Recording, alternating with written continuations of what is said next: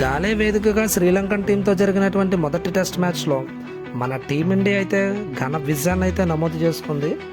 ఈ మ్యాచ్లో విజయం ద్వారా మన టీమిండియా WTC పాయింట్స్ని అయితే కొంచెం మెరుగుపరుచుకుంది. బట్ పొజిషన్లో అయితే ఎటువంటి చేంజెస్ ఏం లేవు. కానీ ఈ సిరీస్లో జరిగేటువంటి రెండో టెస్ట్ మ్యాచ్లో మన టీమిండియా గెలిచినట్లయితే సో మేబీ PCT పాయింట్స్తో పాటుగా WTC పొజిషన్ కూడా చేంజ్ అయితే ఛాన్సెస్ అయితే ఉన్నాయి. సో ఈ రెండు మ్యాచ్ల్లో గెలిచి సో స్థానాన్ని అయితే మెరుగుపరచుకోవడానికి మన టీమిండియా అయితే చూస్తుంది. ఎందుకంటే మన టీమిండియాకి మిగిలినటువంటి ఈ WTC సైకిల్లో మొత్తం 9 మ్యాచ్లు. ఈ 9 మ్యాచ్ల్లో ఖచ్చితంగా 7 మ్యాచ్లు అయితే గెలవాలి.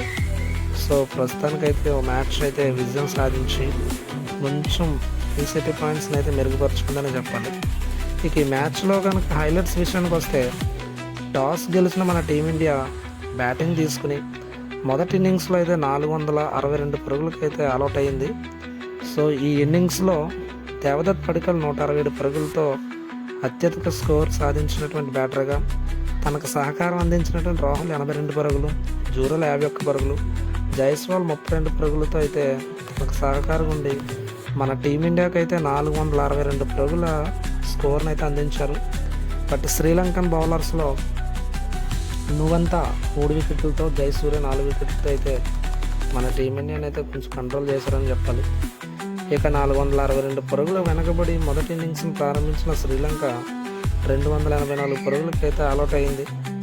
సో మన స్కోర్ కంటే 178 పరుగులు అయితే వెనకబడిపోయింది.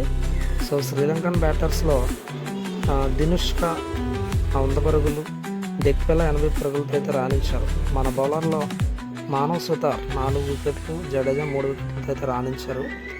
సో మొదటి ఇన్నింగ్స్లో 178 పరుగులు అయితే లీడ్ సాధించిన మన టీమిండియా ఇక రెండో ఇన్నింగ్స్ని ప్రారంభించడం జరిగింది.